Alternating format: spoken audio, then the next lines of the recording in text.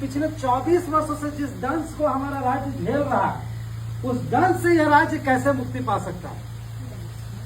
जिस मुक्ति के लिए टाइगर जयराम महतो गांव गांव शहर शहर गली गली घूम रहे हैं, उस अभियान को कैसे तेज किया जा सकता है।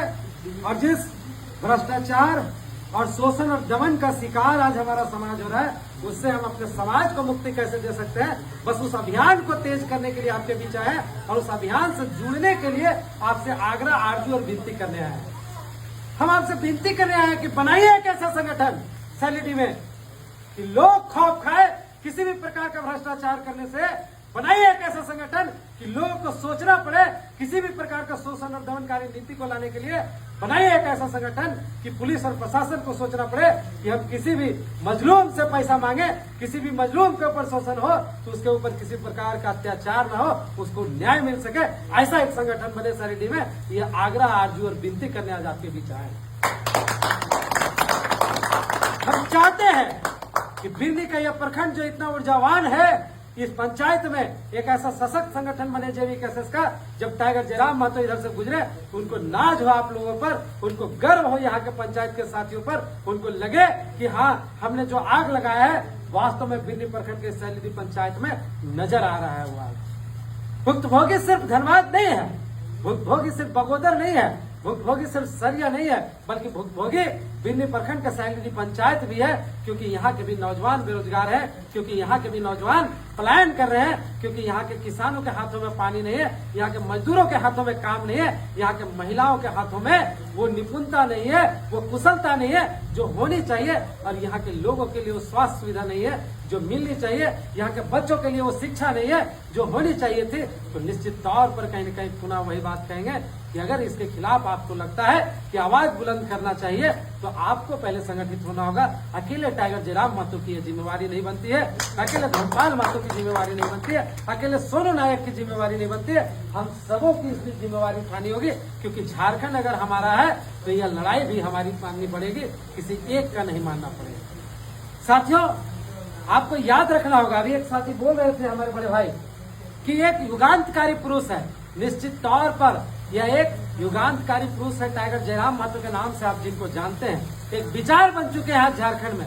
आप देखिएगा, इसके पहले विनोद बिहारी महतो जब चलते थे झारखंड आंदोलन में तो उनके पीछे कारवां चलता था, लेकिन आज जब टाइगर जयराम महतो इतने लंबे समय के बाद आए हैं तो कारवां नहीं समझिए तो एक हुजूम चल रहा है, लंबी काफिला चल रहा है। और अगर इस बार हम झारखंड के लिए कुछ नहीं कर सके तो फिर 20 साल 30 साल 40 साल एक नए आंदोलन का इंतजार करना पड़ेगा।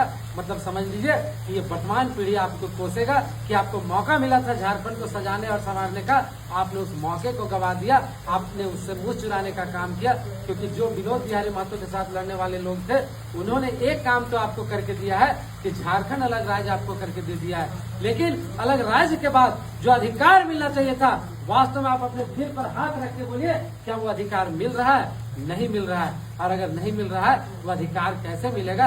इसी की लड़ाई टाइगर जयराम महतो लड़ रहा है। और इसीलिए हम कह रहे हैं कि यहाँ आज सैलिडी में हम लोगों को एकजुट होने की जरूरत है और इस लड़ाई को मजबूत करने की जरूरत है। और उसके लिए क्या करना है? करना बस इतना है कि हम चाह रहे हैं, उनके निर्देश पर जो एक आदेश आया है केंद्रीय संगठन से कि हर पंचायत में एक कमेटी गठित हो, हम आज यही चाह रहे हैं कि यहाँ सैलिडी में भी एक पंचायत कमेटी गठित हो, ताकि अगर कोई समस्या आता है हम उसको निदान करने के लिए हर बात के लिए टाइगर जयराम महतो को नॉक नहीं करें, बल्कि यहाँ का जो हमारा पंचायत अध्यक्ष है उसके भीतर लीडरशिप क्रिएट करके, उसके भीतर जयराम महतो पैदा करके हम उसको एक नेता के रूप में प्रोजेक्ट करें और वो पंचायत की समस्याओं का निदान कर सके।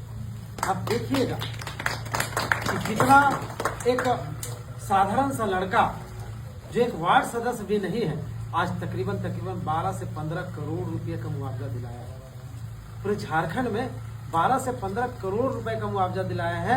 आप जरा सोच के देखिए कि ये पावर है टाइगर जयराम महतो के नाम का। अभी भाई धर्मपाल महतो जी बोल रहे थे, अभी 2 दिन पहले ही हम लोगों ने समझौता किया, यहाँ के विधायक, पूर्व विधायक, तमाम जो पुराने राजनीतिक सत्ताधारी लोग हैं वे लोग हार गए। कोई मुआवजा में कोई उचित मुआवजा की जब बात हुई तो वो नहीं करवा पाए, तब जाकर के हार पार के परिवार टाइगर जयराम महतो से संपर्क किए और जयराम महतो ने कंपनी को कहा कि आपको परिवार से बात करना होगा। और ये देखिए कि कैसे उन्होंने अपने तरीके को बदला है लड़ाई का। इसके पहले एसी कमरों में समझौता होता था, इस बार कंपनी उसके घर पर आई और घर पर परिजनों की उपस्थिति में, ग्रामीणों की उपस्थिति में समझौता हुआ और 10 लाख रुपया अकाउंट में और 2 लाख रुपया कैश पहले क्रेडिट हो गया उनके अकाउंट में 10 लाख और 2 लाख रुपया हाथ में आ गया। तब जाकर के हमने एग्रीमेंट पेपर पर साइन किया और 3 दिन में लाश लाने की वो जिम्मेवारी ली है। 3 से 4 दिन में वो लाश आ जाएगा। ये हमारी जीत नहीं है, ये टाइगर जयराम महतो के अकेले की जीत नहीं है, ये पूरे आप सब तमाम लोगों की जीत है जो उनको इस लड़ाई में मदद कर रहे हैं, इस विचार को आगे बढ़ाने में मदद कर रहे हैं। तो कहीं ना कहीं अगर बिना वार्ड मेंबर रहे, बिना पंचायत का मुखिया रहे, बिना किसी पद पर रहे, अगर ये काम कर सकते हैं तो जरा सोच के देखिए कि वैसे लोग जिस दिन पद पर आ जाएंगे और सदन के भीतर चले जाएंगे उस दिन क्या होगा। उस दिन जो झारखंड के अधिकारों को रक्षा करने की बात होती है, उसके लिए जो नियम और नीति बनाने की बात होती है, निश्चित तौर पर वह नियम और नीति बनेगा। और ये जो सीटें बिक जा रही है एन के किसी प्रकार, कहीं 12 लाख में, 15 लाख में, 20 लाख में, ये हमारा छोटा भाई जो 12 घंटा 15 घंटा पढ़ रहा है कमरे में बंद होकर के, उसको नौकरी उसका बिक जा रहा है, उसका अधिकार छिन जा रहा है, बिहार यूपी महाराष्ट्र के लोग ले जा रहे हैं। तो कहीं न कहीं उस पर अंकुश लगेगा क्योंकि एक सही नीति बन करके आएगी। आज क्या हो रहा है, सिर्फ ठेका पटक के नाम पर, पुल पुलिया के नाम पर लोगों को बरगलाया जा रहा है और एक सही नीति बन करके नहीं आ रहा है। अगर नीति बन जाता तो बताइए आपको 5 किलो अनाज की जरूरत पड़ती। अगर ये हमारे भाई साहब को नौकरी मिल जाता 50,000 का, तो क्या इनको 5 किलो अनाज का जरूरत पड़ता? ये 5 परिवार का पेट खुद से पालने में सक्षम होते, इनको कहीं से भी कोई सरकारी चावल की जरूरत नहीं पड़ती, किसी सरकारी योजना की जरूरत नहीं पड़ती। लेकिन आज वो नौबत क्यों है कि हमारी घर की महिलाएं जाकर के लाइन में लगती हैं डीलर के यहाँ और 3-3 दिन 4-4 दिन के बाद उनको राशन मिलता है और पुरुष किसी दूसरे राज्य में काम कर रहा है, किसी दूसरे देश में काम कर रहा है और उनको नियोजन नहीं मिल पा रहा है। और कभी कभी तो ऐसा होता है कि हर 15 दिन 20 दिन के बाद किसी एक प्रवासी मजदूर के मरने की सूचना मिलती है और हम फिर वही नेताओं के बीच जाकर के गिड़गिड़ाते हैं, बाबू हमारे बेटवा कम से कम लाश लाए दे, जीते जी तो मुहा ना देखे पारिए, मरला के बाद तो कम से कम ओकरा हम मुखाग्नि दिए पारिए। इस तरह की पीड़ा और दर्द झेल रहा है हमारा बगोदर प्रखंड। आखिर कब इसको निजात मिलेगा?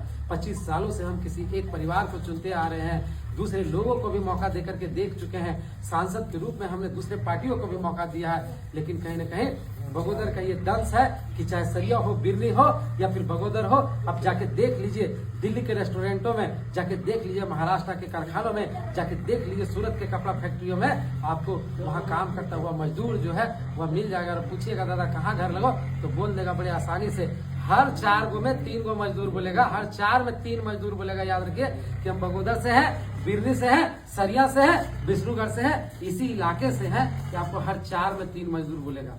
हमको याद है आज से 6 महीना पहले जब फर्स्ट टाइम दिल्ली गए थे टाइगर को लेकर के, हम उस समय देखे कि जिस इलाके में रह रहे थे, हम उस इलाके में देखे हमने कि वहाँ जितना भी लोग काम करते हैं वो सरिया और बिरनी के ज्यादातर लोग हैं, सरिया और बिरनी के ज्यादातर लोग हैं। शाम को जब उनको पता चला कि टाइगर जयराम महतो आए हैं तो पूरा हुजूम लग गया, लगभग 200 लोग आ गए। हम बोले कहाँ रहते हैं आप लोग? बोले भैया हमने हिये रही आस पास के 15-20 गो रेस्टोरेंट में और हिये काम करो, एक एक रेस्टोरेंट में हमने 10 गो 12 गो 15 गो हिये। तो बताइए ये स्थिति है। जब उनसे पूछे कि कितना घंटा काम लिया जाता है, तो 12 घंटा काम करते हैं और सैलरी कितना मिलता है, तो 16,000, 17,000, 12,000। बताइए अगर एक अच्छा सा पानी का सुविधा अगर यहाँ पर मिल जाए, उस ऊंचाई से जो पहाड़ की तरफ से दिख रहा है वहां से एक अगर नहर यहाँ पर खोल दिया जाए, तो क्या हकीकत में बताइए कि ये जो पूरा खेत है इसमें 3 प्रकार का फसल हो सकता है कि नहीं? और 3 प्रकार का फसल होगा तो एक बार अगर हम धान की खेती करते हैं 1 एकड़ में और 15 क्विंटल अगर हम धान की उपज करते हैं तो 15 30,000 का धान बेचते हैं। अगर 3 बार उसको खेती करेंगे तो मोटा मोटी 1 लाख रुपया का खेती हम घर पर कर लेंगे कि नहीं कर लेंगे? और घर पर अगर 1 लाख रुपए की खेती कर लेते हैं 1 एकड़ जमीन में, तो 12,896 8,000 से 10,000 रुपया हमको मंथली एवरेज आ जाएगा। और 8,000 से 10,000 आ जाएगा, 12,000 रुपया कमाने टहल जाएंगे हम बाहर। हम अपना बाल बच्चा के साथ यहीं पर खा के नहीं रहेंगे। किसको पड़ा हुआ है कि हम बाल बच्चा का मुंह नहीं देखें, पर्व त्योहार में बाहर रहें, बाल बच्चा तरसे कि हाँ मेरा पापा आते तो कपड़ा खरीद देते। ये जो दर्द है ना बगोदर विधानसभा के लोगों का, इस दर्द को अभी तक किसी ने नहीं समझा है। जब जब टाइगर जयराम महतो बात करते हैं तो ये पलायन की बात करते हैं कि आखिर यहाँ से जो हमारा मानव संसाधन है दूसरे राज्यों में आखिर क्यों जा रहा है, ये उनकी बहुत बड़ी चिंता है। और वो सरकार से सवाल करते हैं कि आखिर नियोजन देने की जिम्मेवारी किसकी है? अगर हम चुन के आपको भेजते हैं तो नियोजन भी आप ही को देना होगा। लेकिन आज तक बताइए क्या हो रहा है? 60-40 की नीति तक लागू नहीं कर पा रही है सरकार जो खुद से लाई थी। कौन से प्राइवेट कंपनी में यहाँ पर हमारा स्थानीय लोगों को 60% दिया जा रहा है? आप जाके देखिए किसी भी कंपनी में 80% लोग बाहर में काम करता है। आपका गांव घर में भी अगर कोई ठेकेदार काम करने आता है, वहाँ लेबर भी वो बाहर से लेके आता है। सच्चाई है कि नहीं? लेबर भी बाहर से लेके आता है। बताइए, एक छोटा सा ठेके पट्टा देने वाला ठेकेदार जो हमारे गांव में काम कर रहा है, उसको मजदूरी भी हमारे लोगों से कराना मुनासिब नहीं समझता है। ये नौबत है हमारे यहाँ के लिए, लोगों के लिए, और ये लालच है यहाँ के नेताओं के लिए कि कैसी व्यवस्था बना करके वो रखें। बोल नहीं पाते हैं वो वैसे सिस्टम के खिलाफ। तो ये बदलना अगर है तो अकेले टाइगर जयराम महतो की जिम्मेवारी नहीं है, अकेले किसी जेबी केसेस के लोगों की जिम्मेवारी नहीं है, पूरे समाज को उठ करके खड़ा होना होगा।